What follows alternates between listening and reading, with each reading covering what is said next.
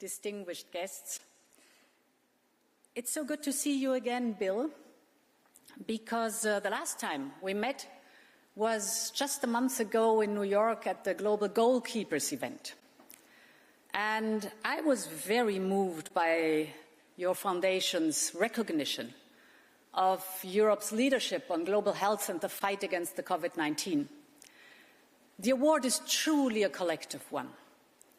It belongs to all Europeans who showed such dedication during the pandemic, from the frontline workers in our hospitals and essential services to the scientists who developed the life-saving vaccines. And today we are joined by many of you here from around the world who are committed to global health and equity. So I would like to use this occasion to reflect on the experience of the pandemic, not from a medical point of view, but from the point of view of it as a policymaker. And I would like to give a sober assessment of what I think went well and where we need to do better in future. I have 6 lessons that we took. The first lesson, not surprisingly, is the utmost importance of solidarity and cooperation. And let me start with the European experience. When the COVID-19 virus made landfall in Europe, things got really tough at the beginning. Some member states chose to close their borders for life-saving material and equipment. There was painful competition for protective equipment, ventilators and other medical supplies between the different member states.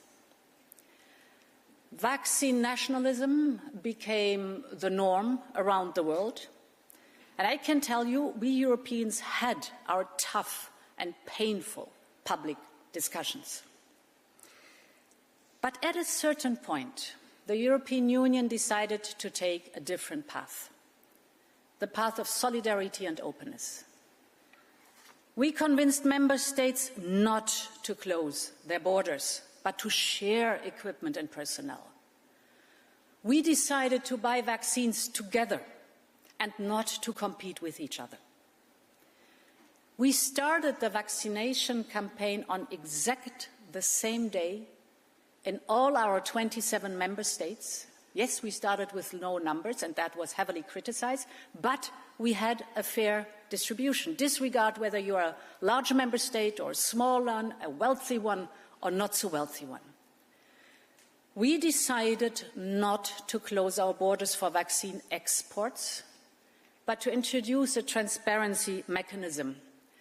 And at this point, many, many thanks to your Prime Minister, Alexander De Croo. If it weren't for you, you have been insisting on staying open for exports because you knew how important that is for the trust of the pharmaceutical industry in the location where they are. So today, over 80% of the European Union's adult population is fully vaccinated, while at the same time, we have exported 2/3 of the vaccines produced in Europe to the rest of the world. Solidarity and openness were the absolute preconditions to this success. My second lesson: science doesn't exist in a vacuum. I believe it was no coincidence that the safest and most effective vaccines were developed and rolled out rapidly in open societies. Science depends on cooperation. It depends on education, on the protection of property, intellectual property rights. Of course, on proper data sharing. But it also depends on individual mobility, for example, freedom to move. And of course, on the regulatory environment and on translating results into products, services, and policies. All these factors empower scientists to do their best work and enable society to reap the benefits.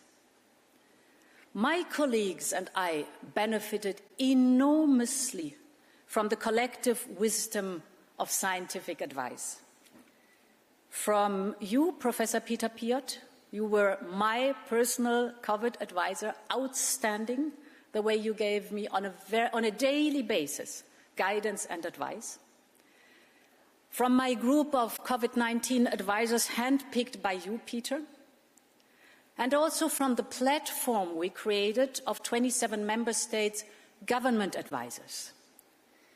So it is transparency and accountability, our freedom of speech and the freedom of science that enable good policy making and innovation. And these are the values that democratic societies depend on and nurture. So it was democracies that developed the life-saving effective vaccines and that were best able to support their citizens when they needed our help the most. My third lesson is about the miracle of vaccines themselves. As a medical doctor by training, the importance of research and development is not news to me. But the pandemic made it very real for all of us. As you know, the outstanding mRNA vaccines did not come out of the blue. Their discovery, like all innovation, relies on long-term investment in scientists and their research. In fact, the European Commission had been investing in mRNA vaccine research since the early 2010s. However, in Europe, we did not have a BARDA, like in the United States, which prepares for the case of an emergency. And I must say this was an obvious disadvantage. So we learned it the rough way, and during the pandemic, we created HERA to anticipate threats and potential health crises. Now, HERA works closely with our Horizon Europe program, the research program, to close the circle from blue sky discovery all the way to scaling up life-saving measures. Global cooperation in research and development is crucial for discovery.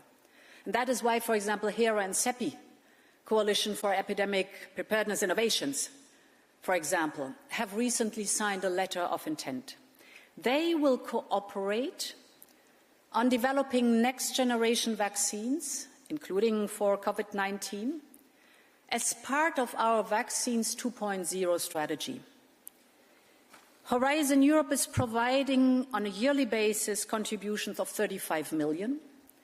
And I'm very pleased that our clinical trials partnership for HIV, AIDS, tuberculosis and malaria between European and developing countries has recently agreed to co-run calls for proposals with the Bill and Melinda Gates Foundation. Which takes me to lesson 4, manufacturing capacity. Having safe and effective vaccines is not enough. We all know that. We needed badly the manufacturing capacity as well as open supply chains.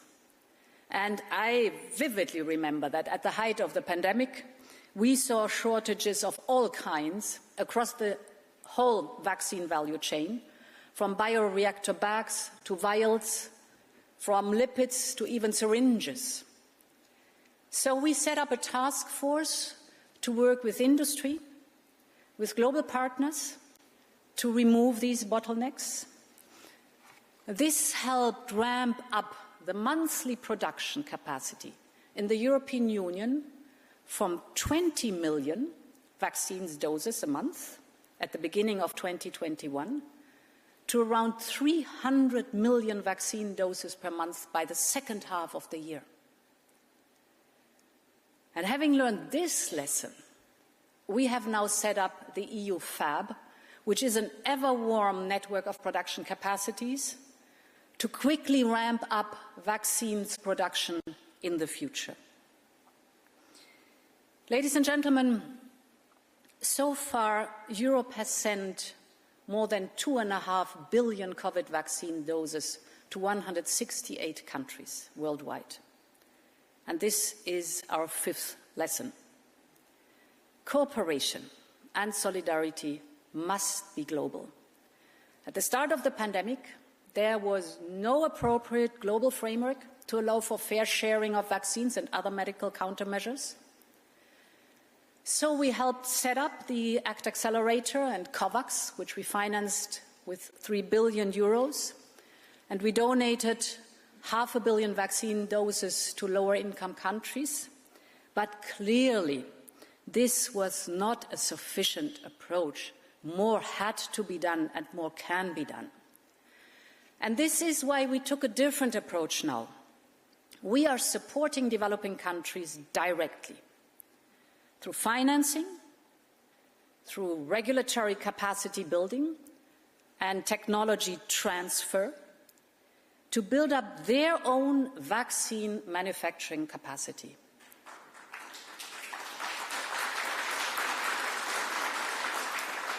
We are working with Senegal, Rwanda, South Africa and Ghana to produce mRNA vaccines that are made in Africa for Africans. And we are taking a similar approach now with Latin America. They've been asking us to do the same, and of course we responded positively, because this is the way to go. Regional resilience is the solution that builds global health resilience. And the sixth and final lesson concerns indeed the global health systems. Over the years, global health has been consistently underfunded and neglected. Not by the likes of the Bill and Melinda Gates Foundation, which is doing exemplary work, but by the governments. And the key is to be prepared, and this means keeping up the investment and keeping the focus in global health at all times, even now in these difficult times, with completely different focus.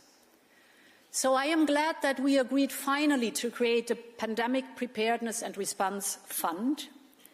The European Commission, together with the United States, have committed $450 million each, and this is just the start.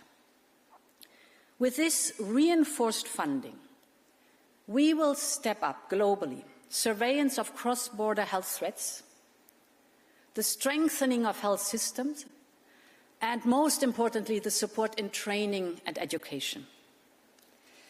Ladies and gentlemen, I know we still have a long way to go, but thanks to all of you and your dedication to global health and equity, I believe we are on the right track.